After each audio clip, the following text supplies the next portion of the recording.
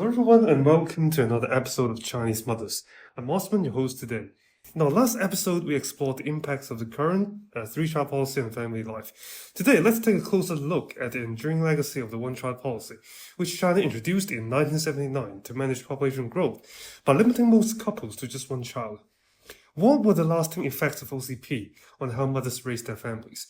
I'm delighted to have our experts Dr. Chen, Dr. Yu, and Dr. Liu, Chinese mother Miss Lin, and the Chinese daughter Miss Zhang, with us to share their insights. Hello. Hi. Let's listen to an audio clip about OCP first. You still think the one-child policy is good, right? Yes, if it weren't for the one-child policy, there would be cannibalism in China. It would be that serious, absolutely. If you have an apple, one child can have it all, but 4 kids will have to share. Come on, how much can a child eat? Besides, they will soon grow up and be able to contribute. People used to starve to death. Okay, so what does the clip tell us about OCP, Dr. Chen? Well, it shows that OCP helped solve the food shortage problem by controlling population growth. Before OCP was implemented, China faced a food crisis during the Great Famine from 1959 to 1961 because the population was growing exponentially while food production was lagging. OCP prevented an estimated 400 million births from 1979 to 2009. This helped ease the strain on food, and rice per capita finally rose steadily after 1980. Wow, it seems OCP is good, isn't it? I wonder why you feel like this. Let's examine a few more clips. The one-child policy was very strict back then. I personally witnessed many homes demolished. Because families refused forced sterilization, their roof was ripped apart. Otherwise, we had to demolish their homes or take their possessions. It was really tough being an official back then. We had to carry out the orders, but people resisted. They resisted. Like I said, there were instances when women refused sterilization in a particular village, and then all the county officials had to go and collectively force her to be sterilized.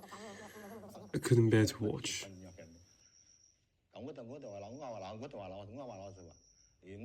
Honestly, I couldn't take part in that.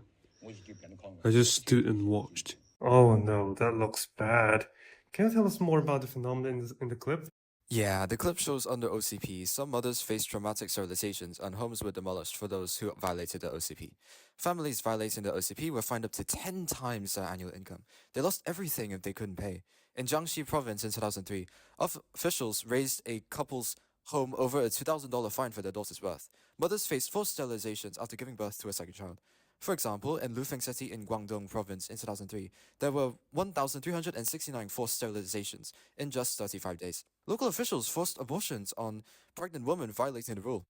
There was a case in 2011 in Hunan in which a mother was injected with a drug to end her 7-month pregnancy. It was a painful experience for me. Sorry to hear that. So, although OCP did bring some positive effects, they're actually not as prominent as the negative impacts that lead to the long-lasting trauma for mothers. Definitely.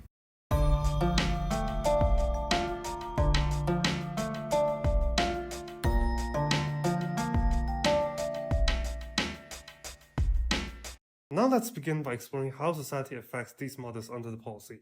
Let's kick it off with an audio clip from One Child Nation depicting a daughter's experience in rural areas.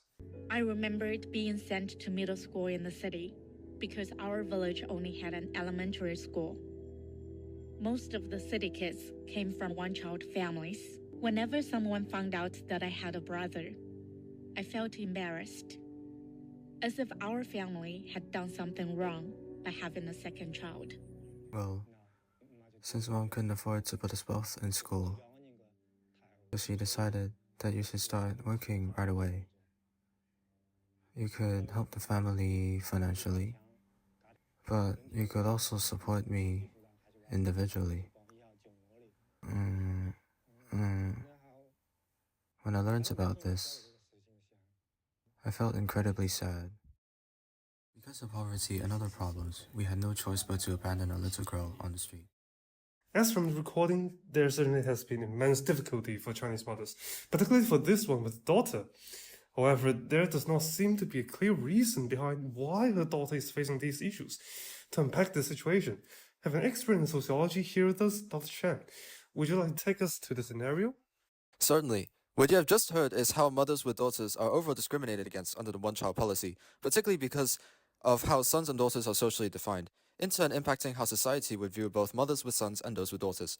The rural daughter felt embarrassment with her second child in her family because society depicts males as laborers and financial sustainers of their Chinese families, whereas daughters are often seen as taking the role of marrying out. So if you really think about this, sons can actually help to maintain families' wealth, but then for daughters, they provide fewer resources to her family than sons can. This social construct makes mothers feel success and pride through birthing sons, but then for those birthing daughters, it's actually a guilt of failure towards her family and reproductive role. Wow, that is such an insightful dive into the situation. I'm curious though, the one-child policy was strict and that every Chinese mother had to give birth to only one child. Was it not?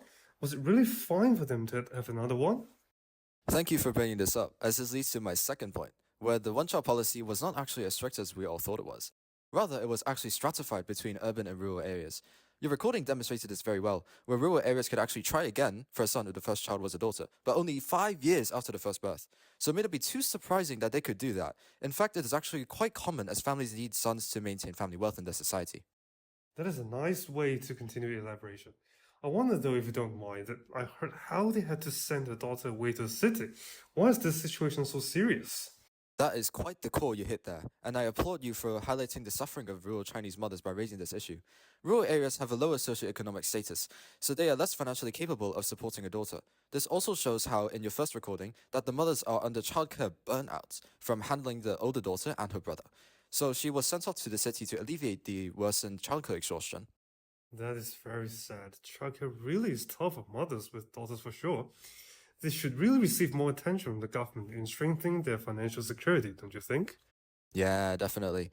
Come to think of it, this sort of pittiness reminded me of an equally important idea of how the family in the first recording hoped that the daughter can come back to support her family. This actually reflects very well how they had to do an extreme move of sending their daughter to a middle school when they were primary schools in their village anyway, which is basically overcompensating to make the daughter more capable of supporting her family. The second recording you played actually draws very well on this, where another family had to give away their daughter because of their poor circumstances. This shows very well how daughters in rural families have very little support, and it is just sad to watch. Yes, that certainly is true. Oh, hold up, I've got a phone call coming in. Good afternoon, this is the Chinese Mothers Podcast. Hi, I just want to say how much I pity those rural mothers, but I'm from an urban family who is experiencing something different, and I think my voice needs to be heard as well. Do you think that's alright? Roll it in. Come and think of it, let's roll out a poll for our audience. As the mother is voicing her experience, let us know if you think urban rural mothers have to work harder for their daughters. Yes, sure, the urban aspect is very valuable to us. I have a daughter at home, and actually, I find it utterly tiring. I always find I'm easily provoked by whatever she does, so I scold her a lot. I get so frustrated with my daughter that I beat her if she does not perform well in exams, and even curse her friends as immoral people. From outside of things, I know she won't come back after marriage, so I have to put strict control on her clothing and hairstyle, which my daughter finds annoying, but that's just how things are from here. I just can't muster the courage to even give her praise. I just wish Tianfu gave me a son. I've enough with daughters. I argue with my husband every day ever since her birth. I see, thank you for a valuable response. My goodness, that was very intense. I cannot seem to wrap my head around why she's experiencing this. I mean, it cannot be that serious, can it? Seems most of the audience think that urban mothers have to grind harder for their daughters than rural ones. Such an odd phenomenon. How could this be? That sure was intense, and even for an academia person like me, if it's the urban side of things, it can get pretty rough. That mother is a prime example of what society is putting these Chinese mothers through. This mother surely has a strong awareness of the social conditioning because she mentioned that her daughter won't come back after marriage. And this proves all the more of how she had to undergo overcompensation and overworking and imposing such high standards on her daughter and undergoing high work pressure to ensure the daughter is perfect for marriage for correcting a cultural mistake that she didn't really intend to cause. In fact, back in the first recording you played, you noticed how the daughter's family could only send her daughter to a middle school in the city, right? Yes, I do. It's heartbreaking even for a rural family. Right, yes. So for urban mothers, they come with some perks. The higher income level gives them much more leeway to impose these perfectionist standards towards a daughter to compensate for her embarrassment and shame of birthing the daughter. So these mothers can actually overcompensate much better than rural mothers. Interestingly, there's actually more workplace discrimination against mothers with daughters than those without. And rural areas actually have communal support for daughters. In fact, the one-child policy fines were so expensive that when restrictions were greater in urban and rural areas, the overall picture is that, of course, both of these families are so hell-bent on wanting sons. But then mothers with daughters in urban areas can only invest much more heavily into daughters to correct their failure than rural ones. Yes, that is true. I heard that the fine is around 5 to 6 times the annual income of mothers, which makes the situation all the more intense. Shout out to all urban mothers who have had to undergo a traumatic redemption arc. To round up our discussion, the one-child policy's hefty fines and social definitions of sons and daughters have created a social environment of discrimination against mothers with daughters rather than those with sons. And this effect is compounded by such mothers getting discriminated even further in the workplace, making overcompensation for daughters a very serious problem for urban and rural mothers. Now that we have a clear picture of why these situations are happening, what is truly driving these social phenomena? We'll embark on a deeper dive into the familial domain of mothering practices after the break. It's like an arrow through my heart. They make a mistake. I should have had my baby. They did not let me keep my child. What a sad story to hear. It is unacceptable that the mothers are forced to abort the female baby, as his husband had a male child with his ex-wife. I'm sure that everyone would not be willing to see any children in human lives being aborted in any circumstances. To understand how we got here, we need to go back to the rules that shaped millions of families in China. Today we're delighted to have our family sociologist, Dr. Yu, to discuss the topic with us. Facts. While actually this kind of sex-selective abortion practice were quite common during the one-child policy period. In over 30 years of China's one-child policy, an estimated 20 million baby girls disappeared due to sex-selective abortions. It shows how the PRC population control exacerbated the son preference. For example, a midwife who delivered babies in a village admitted that she had performed 60,000 abortions. How come there are so many abortions? As the PRC would like to control the population growth accurately, it introduced the one-child policy in which families are allowed to have limited children. Many of them are being aborted due to the strict policies in China. Moreover, as sons act as lineage carriers and economic providers, families prefer to have a son, which caused large proportions of females to be aborted. It's understandable that one-child policy is used as a tool to control population growth. On paper, it was about numbers, but in reality, it was about which numbers, especially boys versus girls. Now, we've collected the views of different people affected by the one-child policy in the comment box. This is basically our OCP inbox. No spam, just trauma. Let's start choosing the comments from the box. So the first comment is from Chen, who is a parent of 2 children during the OCP period. She mentioned that she paid a heavy fine, which was roughly 5 times of her annual salary, in order to keep her second child. That's really shocking. Paying a fine that's 5 times someone's annual salary just to have a second child. It's like saying, congratulations, you're pregnant. Here's a lifetime of debt. It is true that in the urban area, families could legally buy the right to a second child through huge fines. But the fine is so huge that only families of the upper class can afford it. The mothers in cities mostly were forced to abort their children and comply with the one-child policy straightly. So in the cities, having a second child is a luxury for the rich. For the other urban families, the policy was strictly implemented. Let's pick another comment. So the next comment is, I'm a daughter, and after I was born, our family was allowed to have a second child due to the 1.5 child policy, and my younger brother was born when I was 2 years old. Generally, those families in urban were allowed to have 1 child. Those in rural areas were allowed 1.5 children, meaning they were permitted to have a second child if the first was a girl. So in the countryside, it's like, congratulations, it's a girl, and also a small policy exception. On one side, urban parents pay cash for the second child. On the other side, rural parents pay by treating their first daughter as a stepping stone to a hope for son. Is that fair to say? Yes, that's certainly true. The rules around the one-child policy in rural areas were looser than in the cities. The 1.5 child policy allowed families to have an extra child when the first child was a girl. On paper, this looked like a benefit for rural families, while in practice, it unintentionally exacerbated some preference. as having a daughter could be treated as a justified reason to try again for a boy. Girls were less valued than boys. So we have urban versus rural, rich versus poor, and boy versus girls, all living under one policy that looks very different depending on where you stand. Now, let's pull out a very different kind of comment. This one comes from outside China. The comment said that, I feel so guilty and grievous when I was forced to let my baby girl go as our family did not have the money and space to raise her. I often wonder how old my daughter will be now. Was she safe and being loved? Luckily, recently I was able to reunite with my daughter through the efforts of organizations. In the reunion, I'm happy to see my daughter is healthy, educated, and she understands my actions due to the pressures and poverty of that time. I hope that we can start building a relationship after all this pain.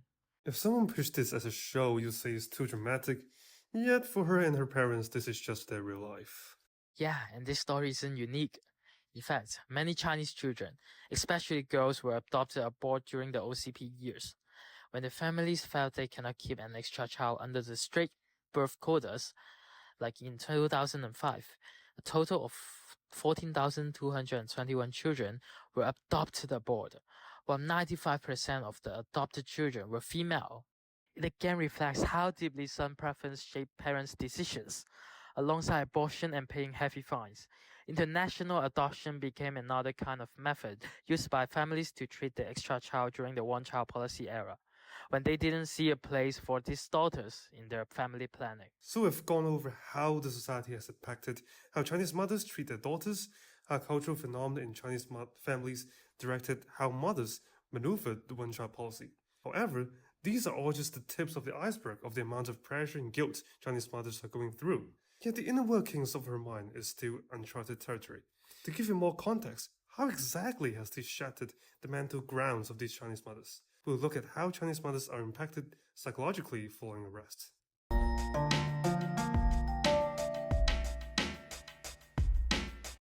They only have one child, so they can spend all their attention and resources on me, so I can be better educated comparing if I have several brothers and sisters.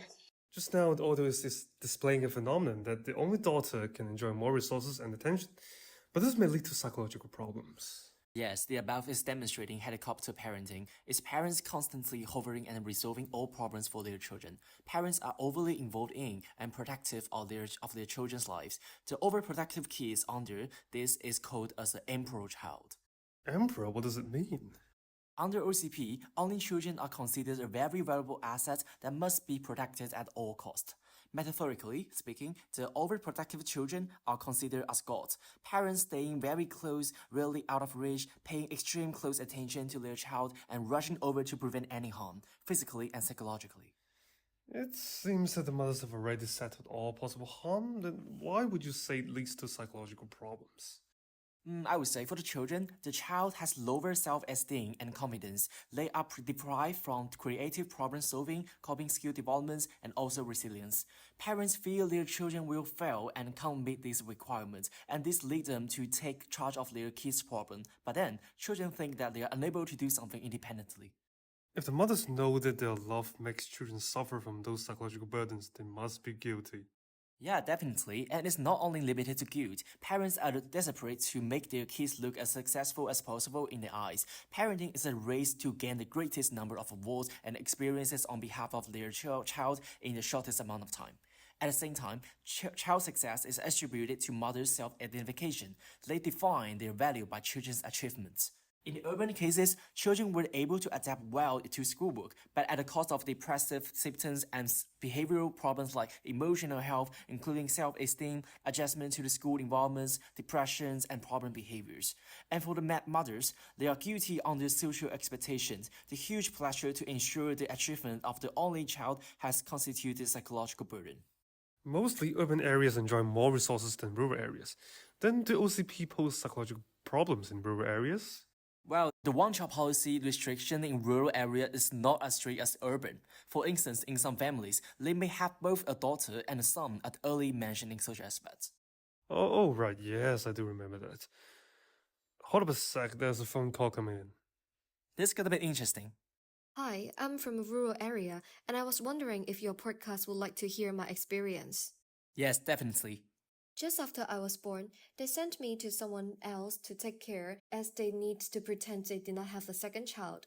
So I have to live with my different relatives and it subtly influenced my relationship to parents. Even after when I returned to my parents as I grew up, I never felt at home until today. My first suicidal try was at 9 years old.